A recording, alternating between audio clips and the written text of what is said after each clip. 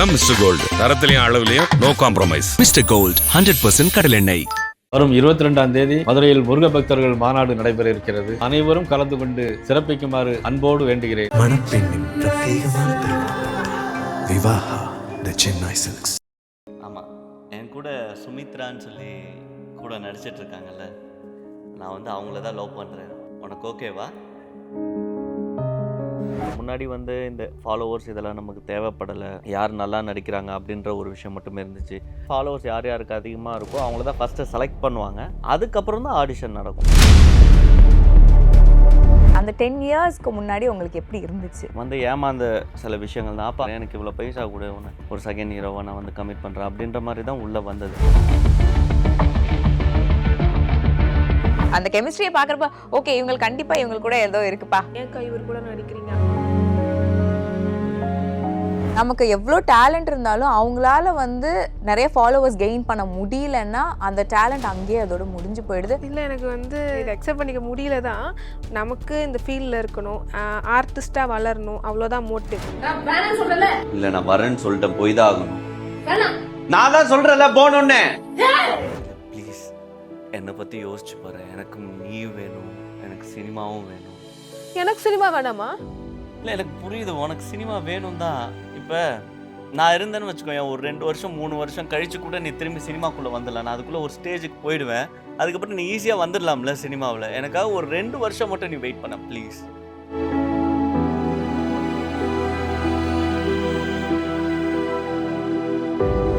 IBC மங்கை நேயர்களுக்கு வணக்கம். இன்னைக்கு நம்ம கூட வந்து வி ஹாவ் ஒரு இன்ஃப்ளூயன்சர்ஸ் கப்புளாக இன்ஃப்ளூயன்ஸ் பண்ணிட்டு இருக்காங்க.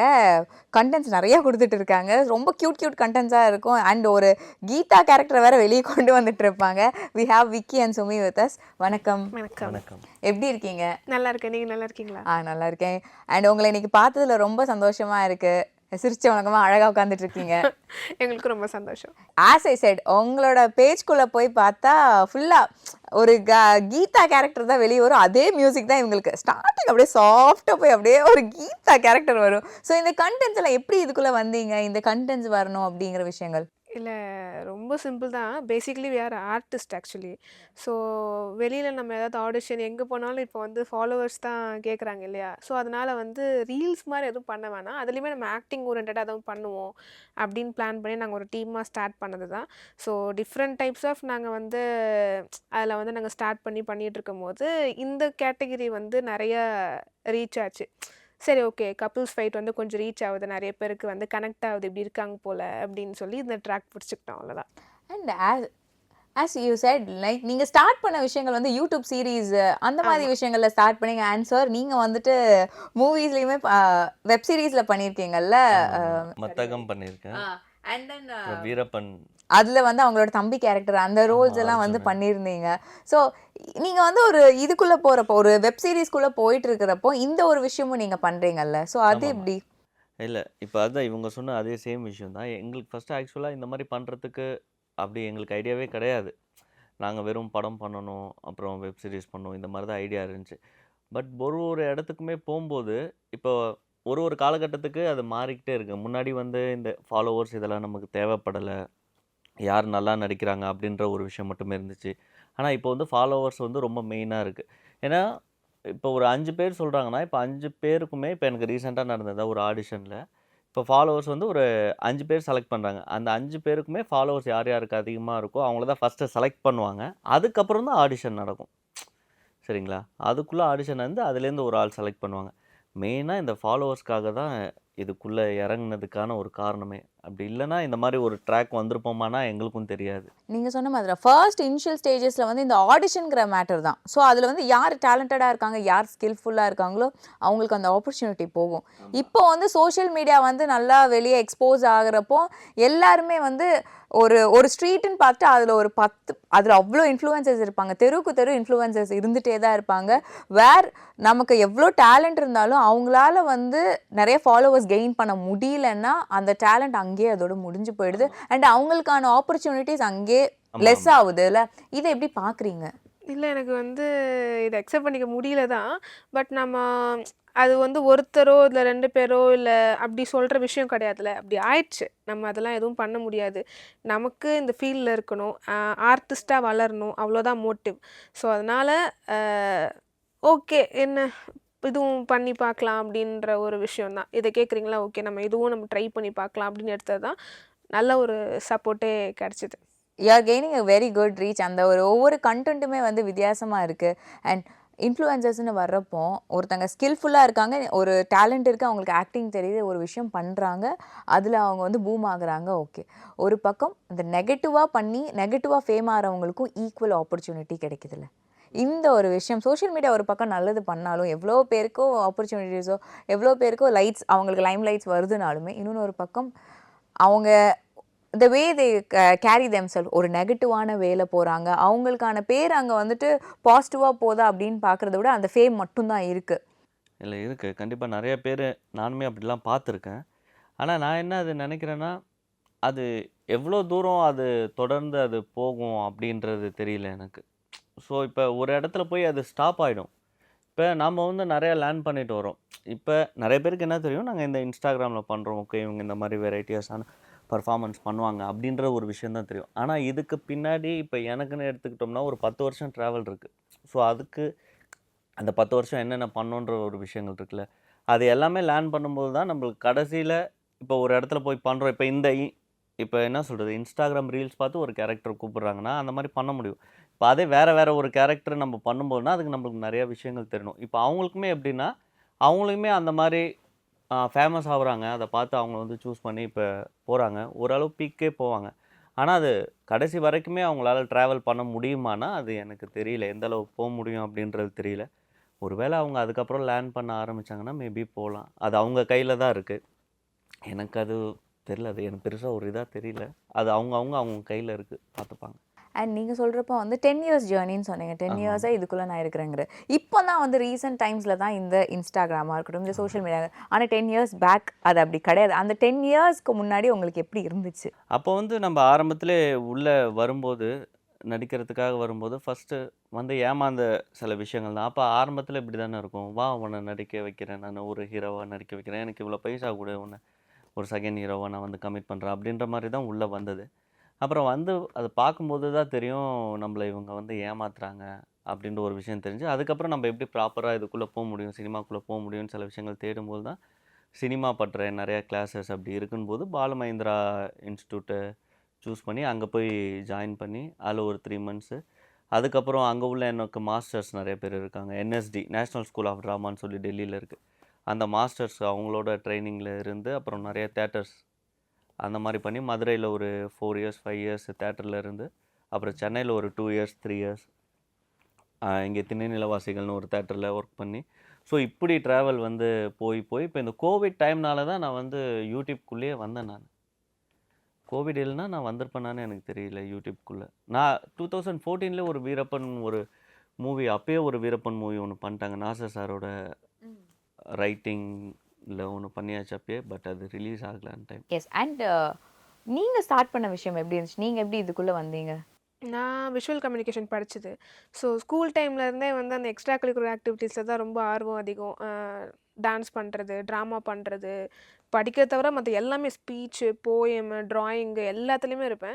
ஸோ 12த் படிக்கும்போது எனக்கு விஷுவல் கம்யூனிகேஷன் இது ஒரு ஃபீல்டு, இதுக்கெல்லாம் படிக்கலாம் அப்படின்லாம் இருக்குன்னுலாம் தெரியவே தெரியாது. எங்க பிரின்சிபல் தான் கூப்பிட்டு எங்க அம்மாகிட்ட வந்து இந்த மாரி ஒரு ஸ்டடி இருக்கு.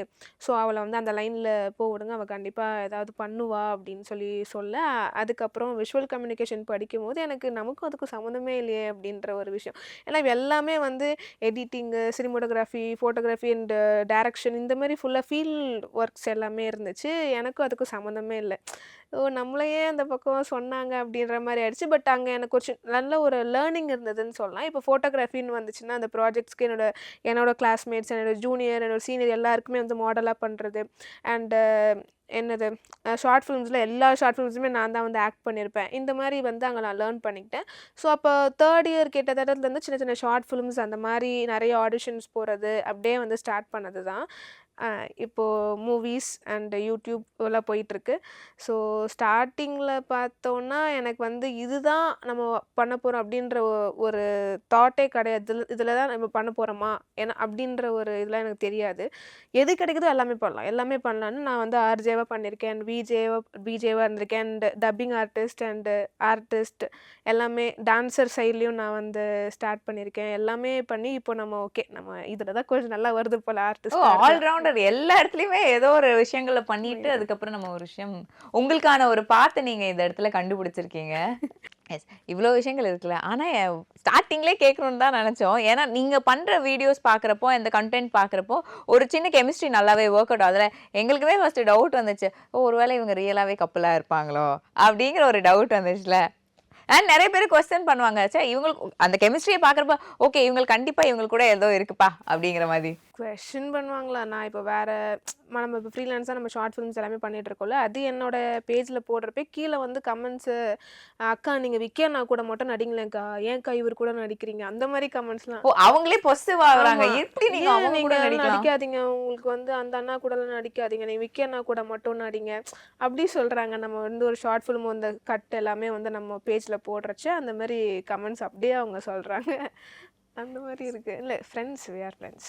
ஐயா, எமோஷன்ஸ் ஜகுல் ஆகிட்டே தானே இருக்கும் எப்போவுமே. எல்லாருமே வந்து ஒரு கோபமாகவே பார்த்துட்டு இருக்க இடங்கள்ல இப்போ நம்ம வந்து எமோஷனலாக ஜகுல் பண்ணலாம்.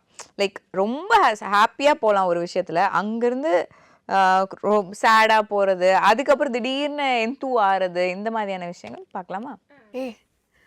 வீட்டில் கல்யாணத்துக்கு கேட்குறாங்க, பொண்ணு பார்க்கணும், வரணும், போகணும். நான் சொல்லிட்டேன்ல, நீ எப்போ சொல்ல போகிற?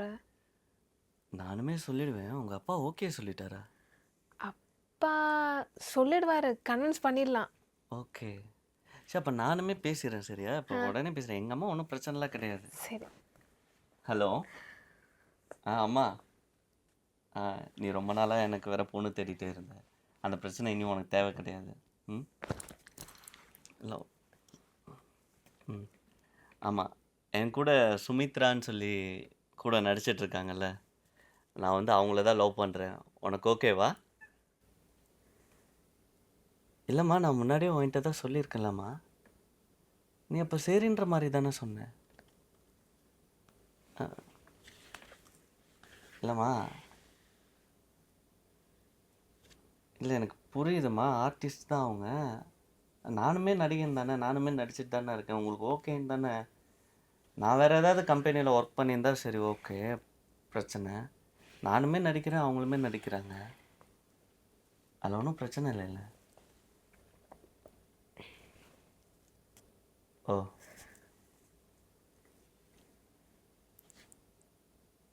சரி, நான் கூப்பிட்றேன். இல்லை, செட் ஆகாதுன்ற மாதிரி சொல்கிறாங்க அவங்க. உனக்கு முன்னாடி தெரியும்ல, நான் வேறு எந்த வேலைக்கு போக முடியாது. இல்லை, நீ வேணா இப்போ ஓகே, எனக்கு புரியுது, உனக்கு இதுதான் முக்கியம்னு எனக்கு தெரியுது. எனக்குமே இதுதான் முக்கியம். இதை விட்டு நம்ம போக முடியாது வெளில. வேணா ஒரு 2 வருஷம் 3 வருஷத்துக்கு நீ வேணா வேற வேலை. ஆல்ரெடி 28 ஆயிடுச்சு எனக்கு. ம் இன்னும் 2 வருஷம்லாம் வெயிட் பண்ண முடியாது. சரி, புரியுது, அழுகாத. இல்லை ப்ளீஸ், என்னை பற்றி யோசிச்சு பாரு. எனக்கு நீ வேணும், எனக்கு சினிமாவும் வேணும். எனக்கு சினிமா வேணாமா? இல்லை, எனக்கு புரியுது, உனக்கு சினிமா வேணும் தான். இப்போ நான் இருந்தேன்னு வச்சுக்கோங்க, ஒரு 2 வருஷம் 3 வருஷம் கழிச்சு கூட நீ திரும்பி சினிமாக்குள்ளே வந்துடலாம். நான் அதுக்குள்ளே ஒரு ஸ்டேஜுக்கு போயிடுவேன். அதுக்கப்புறம் நீ ஈஸியாக வந்துடலாம்ல சினிமாவில். எனக்காக ஒரு 2 வருஷம் மட்டும் நீ வெயிட் பண்ண ப்ளீஸ். இது இப்படி எப்படி ஒர்க் அவுட் ஆகும்? நீ இதுக்கே எனக்கு இவ்வளோ ரூல்ஸ் பண்ணுற, இதை நான் எப்படி நான் உன்னை நம்ப முடியும்? 2 வருஷத்துக்கு எப்படி நம்ப முடியும்? அதுக்கப்புறம் எனக்கு ஏஜ் இருக்காது, எனக்கு உடம்பு இருக்காது. ஒரு 30 ஏஜ்க்கு அப்புறம் என்னை யார் ஃபீல்டில் எடுத்துப்பாங்க? சரி, வேணா நான் என்ன பண்ணுறேன், எங்கள் அம்மா அப்பாவுக்கும் வயசாகுது, அவங்க சொல்கிறதையுமே நான் கேட்கணும். சரி, நீ நீ நீ முடிவிடு, நீ முடிவு. சரி, ஓகே, நீ உன்னோட லைஃப் பாரு, சரியா?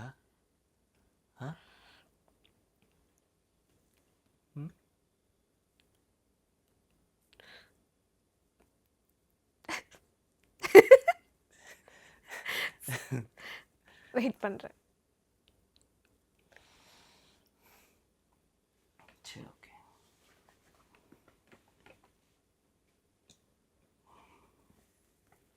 Happy birthday.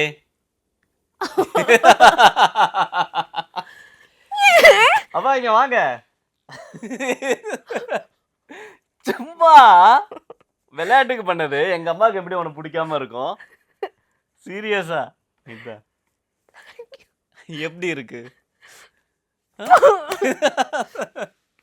உன்னை விட்டு நான் எப்படி போவேன் பைத்தியம். Love you.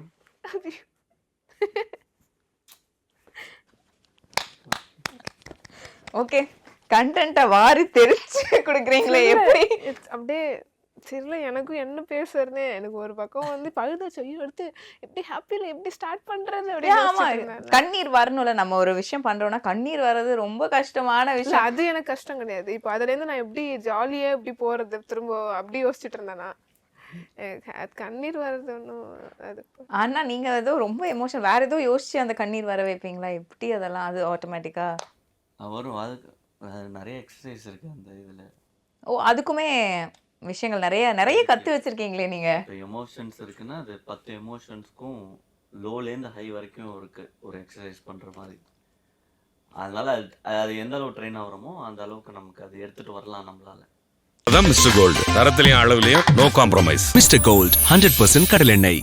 வரும் 22ஆம் தேதி மதுரையில் முருக பக்தர்கள் மாநாடு நடைபெற இருக்கிறது. அனைவரும் கலந்து கொண்டு சிறப்பிக்குமாறு அன்போடு வேண்டுகிறேன். மணப்பெண்ணின் பிரத்யேகமான திருமணம் விவாஹா தி சென்னை சில்க்ஸ்.